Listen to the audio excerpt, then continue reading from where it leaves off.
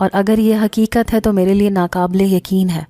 انہوں نے پیار سے میرا ہاتھ پکڑ کر اٹھایا، مجھے اپنے پاس بٹھا لیا۔ کہنے لگی یہ خواب نہیں ہے، حقیقت ہے، اور ایک خوبصورت حقیقت ہے۔ تم بہت جلد اس کو قبول کر لو گی۔ تم نے بہت تکلیفیں برداشت کی ہیں۔ ہم صرف انتظار میں تھے کہ کب تم 18 سال کی ہو جاؤ۔ اگر کل وہ شخص واپس نہ آتا تو تمہیں اس دنیا میں ہم لوگ اتنی جلدی نہ لے کر آتے۔ خیر، کچھ ہی دن ہیں تمہارے 18 سال کے ہونے میں، تب تک تم ہماری مہمان ہو۔ 18 سال کی ہونے کے بعد تم ہمیشہ کے لیے اس محل کی شہزادی بن کر ہمارے دل اور ہمارے لوگوں پر حکومت کرو گی۔ انہوں نے بہت پیار سے میرا ماتھا چوما۔ اس دوران احمد بالکل خاموش تھا۔ وہ بہت خوبصورت ہو چکا تھا۔ مجھے دیکھ کر مسکرایا، کہنے لگا خوش آمدید۔ میری زندگی بدل گئی تھی۔ بچپن میں امی سے جو کہانیاں سنتی تھی وہ سچ ہو گئی تھیں۔ جیسے ایک غریب لڑکی کو کوئی شہزادہ مل جاتا ہے، ویسے مجھے یہ محل اور یہ لوگ مل گئے تھے۔ دن تیزی سے گزر رہے تھے۔ میری خوبصورتی میں دن بدن اضافہ ہو رہا تھا۔ میں خود کو دیکھتی تو دیکھتی رہ جاتی۔ ابھی مجھے امی یاد آتی تھیں۔ اکثر میں خاموش بیٹھ کر امی ابو کی یاد میں رو پڑتی تھی۔ جب احمد اور اس کی ماں کا پیار دیکھتی تو سوچتی کتنا خوش نصیب ہے یہ جو اس کی ماں اس کے ساتھ ہے۔ میری یہ حالت دیکھ کر احمد کی امی، جن کا نام نگینہ تھا، وہ فوراً میری دلجوئی کرنے لگتی۔ یوں ہی 6 مہینے گزر گئے۔ آج میں پوری 18 برس کی ہونے والی تھی۔ شام سے ہی محل کو سجایا جا رہا تھا۔ دور دور سے مختلف قبیلوں کے سردار جنات اپنے خاندان کے ساتھ آنا شروع ہو گئے تھے۔ آج چاند کی 14ویں تاریخ تھی۔ ہر طرف نور ہی نور پھیلا ہوا تھا۔ ٹھنڈی سرد ہوائیں اور مسحور کن خوشبو شاہی خدمت گاروں نے پورے محل کا نقشہ بدل کے رکھ دیا تھا۔ طرح طرح کے پکوان پکائے جا رہے تھے۔ شاہی جنات نے اپنی رعایا کی عام دعوت کی تھی۔ مجھ کو نگینہ نے بطور خاص ایک لباس بھجوایا تھا جس کو دیکھ کر کوئی بھی دنگ رہ جائے۔ لباس کیا تھا، جیسے ستاروں کی کہکشاں تھی۔ میرا روپ آج بالکل بدلا ہوا تھا۔ میری بے چین نظریں شہزادہ احمد کو ڈھونڈ رہی تھیں، مگر وہ نہ جانے کہاں گم تھا۔ میری بے چینی کو محسوس کر کے ملکہ مسکرانے لگی، کہنے لگی انتظار کی گھڑیاں تھوڑی سی بچی ہیں۔ جب میں پوری طرح تیار ہو گئی تو وہ مجھے دیکھنے آئی۔ مجھے دیکھ کر اس نے کہا، ماشاء اللہ، شہنشاہ جنات آج تمہاری سالگرہ کے موقع پر ایک اعلان کرنے والے ہیں۔ اگر تمہیں منظور ہو تو ہمیں بتا دو، اور اگر تمہیں منظور نہ ہو تو بھی بتا دو۔ میں نے پیار سے ان کے گلے میں باہیں ڈال دی اور کہنے لگی، میری امی کے بعد مجھے محبت صرف آپ سے ملی ہے، آپ حکم کریں۔ انہوں نے کہا کہ شہنشاہ جنات چاہتے ہیں کہ آج تمہاری اور شہزادہ احمد کی شادی کا اعلان کر دیا جائے، اس لیے سارے جنات کو دعوت دی گئی ہے، اور اسی لیے آج عوام ساری مدعو ہے۔ میں ان کی بات سن کر حیرت میں پڑ گئی۔ میں جب سے اس محل میں آئی تھی، ایک سے بڑھ کر ایک خوبصورت لڑکی کو دیکھا تھا۔ مجھ میں ایسا کیا تھا جو وہ ان جن زادیوں کو چھوڑ کر مجھے اپنی ملکہ بنانا چاہتے تھے، اپنے بیٹے احمد کے ساتھ شادی کر کے۔ مجھے سوچ میں ڈوبا دیکھ کر ملکہ نگینہ کہنے لگی، تم جو سوچ رہی ہو اس کا جواب یہ ہے کہ بے شک یہاں پر ایک سے بڑھ کر ایک جنات زادیاں ہیں، مگر ہمیں ایسی ملکہ چاہیے جس کا دل سونے سے بھی زیادہ قیمتی ہو، جس کو صرف اور صرف محبت کرنا آتی ہو، جو مظلوموں کے ساتھ انصاف کر سکے، ہمیشہ سچائی کے راستے پر چل سکے اور ہمیشہ نیکی کے کام کرے۔ ایسی کوئی بھی جن زادی ابھی تک ہمیں نظر نہیں آئی۔ تم بچپن سے ہماری نظروں کے سامنے پلی بڑی ہو۔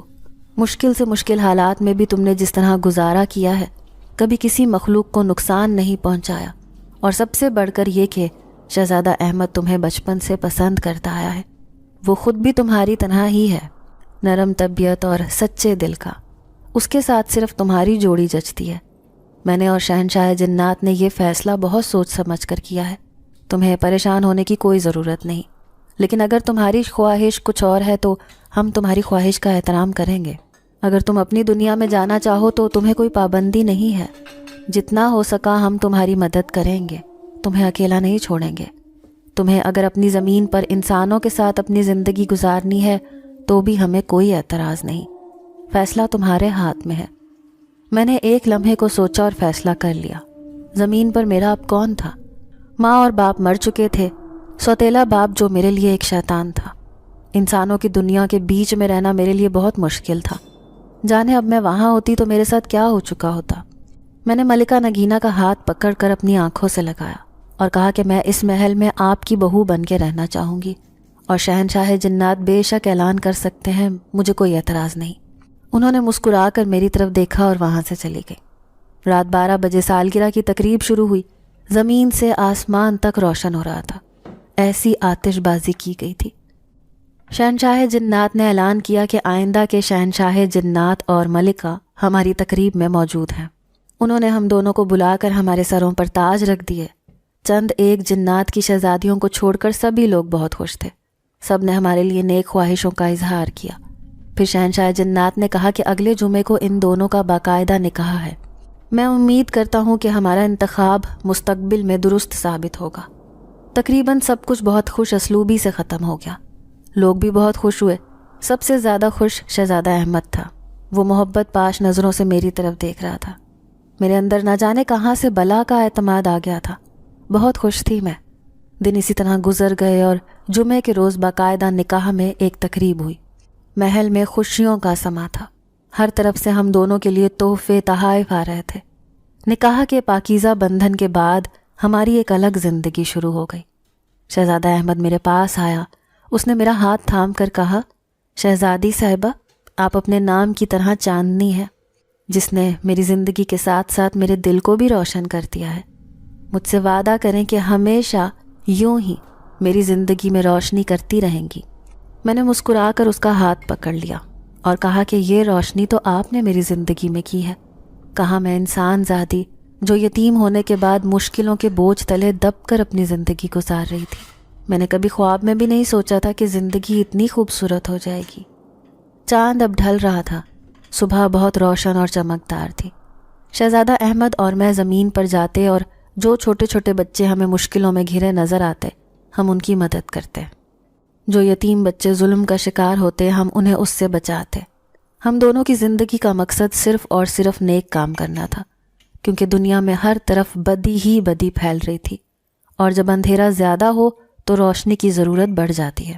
اسی طرح انسانوں کی طرح جنات کے بھی مسئلے مسائل تھے۔ ہم دونوں کی کوشش تھی کہ دنیا میں جاری ظلم و ستم کو کم کر سکیں۔ ایسے ہی خدا نے ہمیں بیٹی سے نواز دیا، جو شکل و صورت میں اپنے باپ کی طرح خوبصورت تھی۔ اس کا دل سنہری رنگ کا تھا۔ ہم نے اس کا نام سنہری رکھا۔ وہ جہاں جاتی وہاں روشنی ہو جاتی۔ تتلیاں پھول اس کے پیچھے پیچھے دوڑے چلتے۔ ایک دن شہنشاہ جنات کی طبیعت خراب ہو گئی۔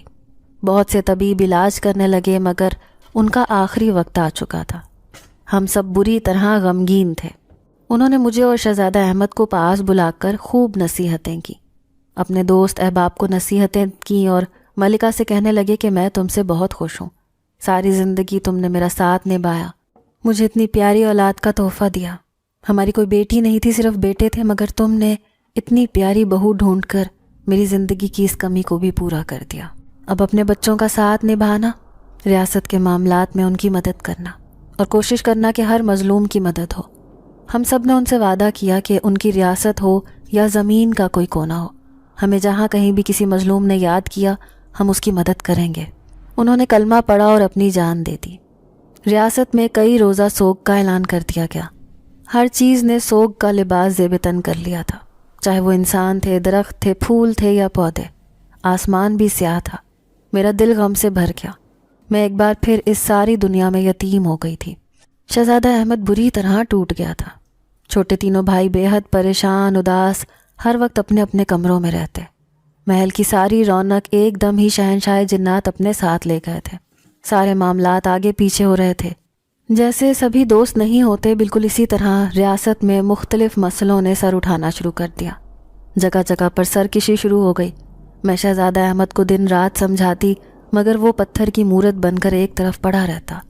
بہت سارے سردار بد دل ہو کر ریاست کو سرداری کو چھوڑ رہے تھے۔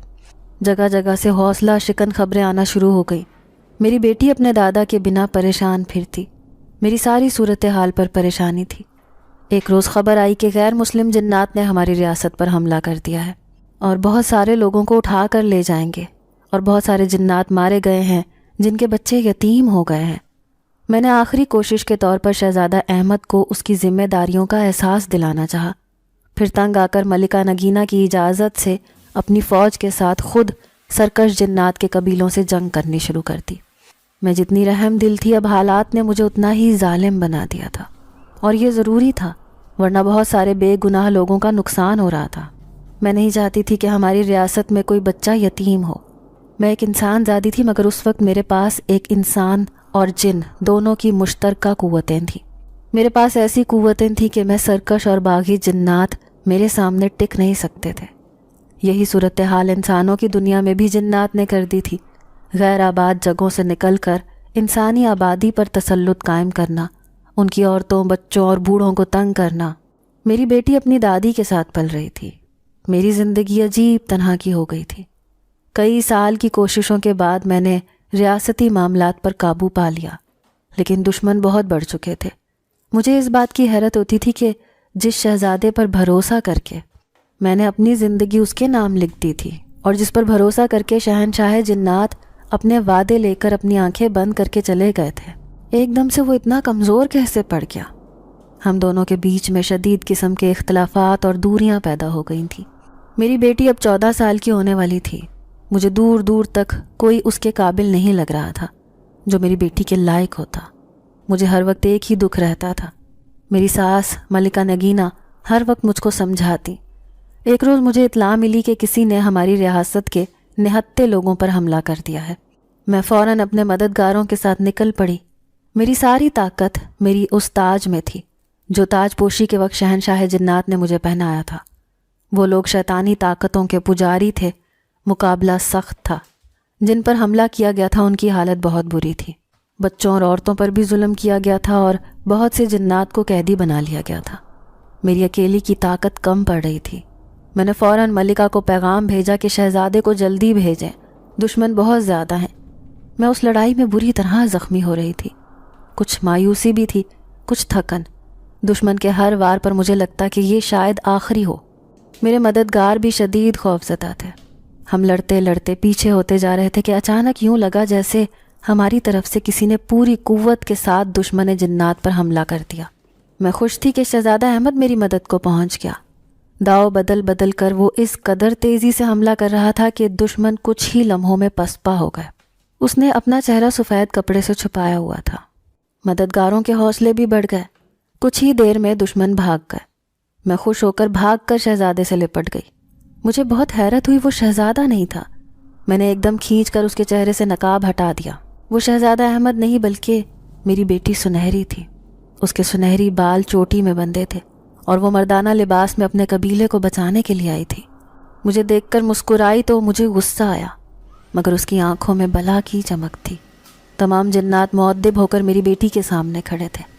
میں نے سب کی نظروں میں مستقبل پڑھ لیا تھا۔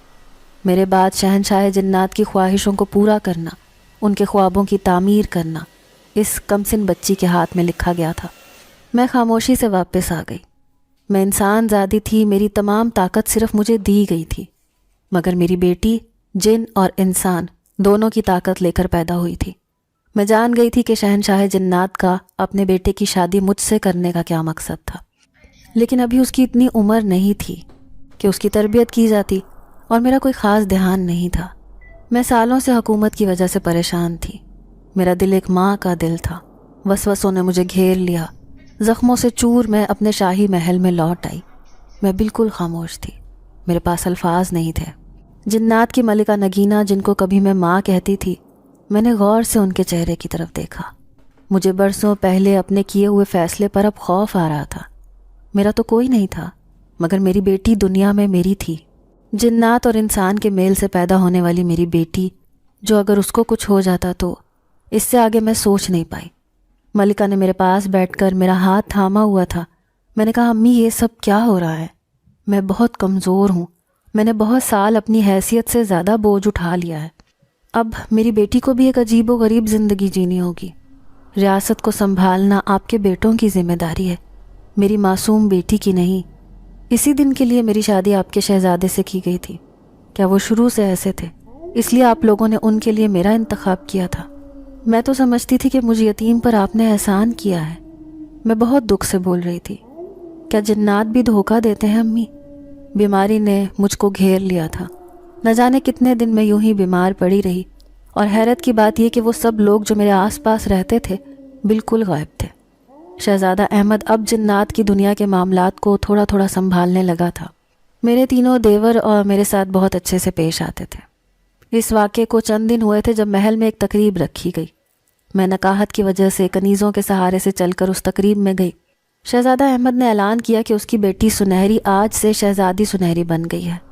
پھر اس نے میری طرف اشارہ کیا۔ میرے سر پر شہنشاہ جنات کا سجایا گیا تاج اتار کر سنہری کے سر پر رکھ دیا گیا۔ میری آنکھوں میں آنسو تھے۔ بیٹی کے چہرے پر بہت زیادہ خوشی دیکھ کر مجھے خوشی نہیں ہوئی، میرا دل بجھ گیا۔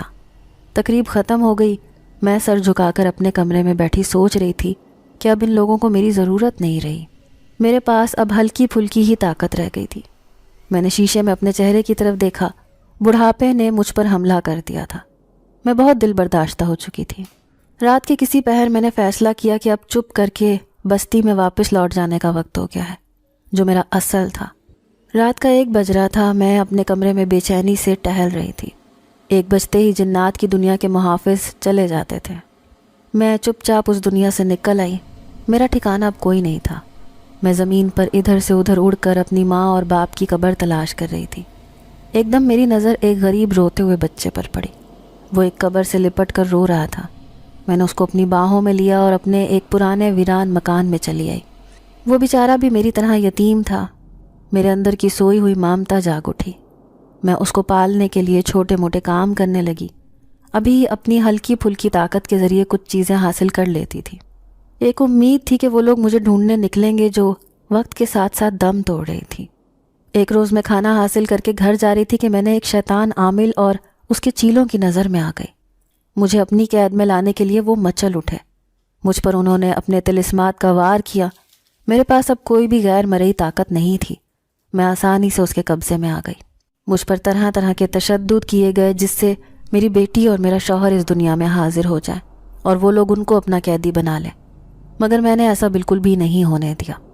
عامل نے سزا کے طور پر مجھے ایک پرانے نیم کے درخت میں قید کر دیا۔ میری بیٹی جب تک 18 سال کی نہیں ہوتی وہ زمین پر نہیں آ سکتی تھی۔ میرا شوہر اپنی دنیا کے معاملات سنبھال رہا تھا۔ یہ درخت اسی سنسان سڑک پر تھا جس پر چلتے ہوئے اکثر میں اس کھنڈر نما مکان میں شاہی جنات کے گھر میں پہنچ جاتی تھی۔ مجھ پر طرح طرح کے تشدد کیے جاتے، مگر میں نے خاموش رہنے کی قسم اٹھا لی تھی۔ وہ مجھے مجبور کرتا کہ میں اس کے چھوٹے چھوٹے کالے دھندوں میں اس کا ساتھ دوں، مگر میں ڈٹی ہوئی تھی کہ کسی بھی غیر انسانی عمل میں اس کا ساتھ نہیں دوں گی۔ اکثر اس ویران سڑک سے نکلتے ہوئے لوگوں کو میرے رونے کی آواز سنائی دیتی۔ ممتا سے مجبور ہو کر میں اگر کسی بچے کو اپنے قریب محسوس کر لوں تو جنگل میں لوگوں کو کئی روز تک لوری گنگنانے کی آوازیں سنائی دیتی۔ کوئی نہیں جانتا تھا کہ اس درخت میں کون قید ہے۔ جانے کتنے سالوں تک مجھے اس طرح قید رہنا ہے اور دن رات کا کوئی حساب نہیں تھا۔ ایک روز میں یوں ہی اپنی زندگی کے بیتے ہوئے پل یاد کر رہی تھی کہ میرے کانوں میں کسی کے بولنے کی آواز آئی جو بالکل قریب آتی جا رہی تھی۔ میں نے اس کو مدد کے لیے پکارنا شروع کر دیا۔ کوئی ہے؟ کوئی مجھے سن رہا ہے؟ میں اس درخت میں قید ہوں، خدا کے لیے میری مدد کرو، مجھے اس قید سے آزادی دو۔ مجھے آواز آئی کہ جیسے کوئی ادھر سے ادھر بھاگ رہا ہے۔ پھر اس نے مجھے آواز دی، کون ہو تم اور کہاں ہو؟ وہ شاید 2 لوگ تھے۔ ایک نے دوسرے سے کہا، چھوڑ یار، واپس گھر چلتے ہیں۔ اس کو ڈر لگ رہا تھا۔ پہلے ہی مغرب ہو رہی ہے، ہمیں کوئی کام نہیں ملا، جنگل میں لکڑی کاٹنے آئے تھے، مگر اتنے پرانے درختوں کو دیکھ کے خوف آ رہا ہے۔ نہ جانے یہ کتنے پرانے ہیں اور اتنے بڑے درخت ہیں۔ اگر کسی نے ہمیں درخت کاٹتے دیکھ لیا تو کوئی اور مسئلہ ہو جائے گا۔ پہلے ہی بھوک سے جان نکل رہی ہے، چل کہیں اور چلتے ہیں، کھانے کے لیے کچھ انتظام بھی کریں۔ ایک دوسرے شخص سے بضد تھا۔ وہ بولا، نہیں یار، معلوم نہیں کیا بات ہے، کون ہے جس کو مدد کی ضرورت ہے، تجھے جانا ہے تو تو چلا جا، مگر میں جب تک یہ معلوم نہ کر لوں کہ یہ آواز کہاں سے آ رہی ہے اور کس کی ہے۔ میں نے اب زور زور سے چیخ کر ان سے کہا کہ ڈرو مت، میں کچھ نہیں کہوں گی، میں تمہاری ہی طرح کی انسان ہوں۔ مجھے ایک عامل نے اس درخت میں سزا کے طور پر بند کر دیا گیا ہے، مجھے یہاں سے نکال دو، میں وعدہ کرتی ہوں تمہاری مدد کروں گی، بہت وقت سے میں یہاں پر قید ہوں۔ اس انسان نے آواز دے کے پوچھا، تم کون سے درخت میں ہو؟ میں نے کہا، پرانا نیم کا درخت جو بہت بڑا ہے اور جس کے برابر میں ایک چھوٹا سا انار کا درخت لگا ہوا ہے۔ وہ اب نیم کے درخت کے پاس پہنچ گیا تھا۔ اس نے ایک پتھر اٹھا کر درخت پر مار کر پوچھا، دیکھو تمہیں آواز آ رہی ہے، کیا تم یہیں پر قید ہو؟ میں نے کہا، ہاں یہی درخت ہے۔ اس نے پوچھا، میں تمہیں یہاں سے کیسے نکال سکتا ہوں؟ میں نے کہا، یا تو تم درخت میں کوئی سوراخ کر دو یا پھر درخت کے تنے کو اوپر سے کاٹ دو۔ اس نے گھوم پھر کر درخت کو دیکھا اور کہا یہ بہت پرانا درخت ہے، اتنی جلدی نہیں کٹ سکتا، اور یہاں پر اندھیرا ہونا شروع ہو گیا ہے۔ میں پریشان ہو کر رونا شروع ہو گئی۔ میں نے کہا میں بہت دنوں سے انتظار میں ہوں کہ کوئی مجھے اس قید سے نجات دلا دے گا، میری مدد کرو، تمہیں خدا کا واسطہ ہے۔ اس لڑکے نے کہا کہ پریشان مت ہو، میں کچھ کرتا ہوں۔ پھر اس لڑکے نے تھوڑی سی زمین کھودنی شروع کر دی۔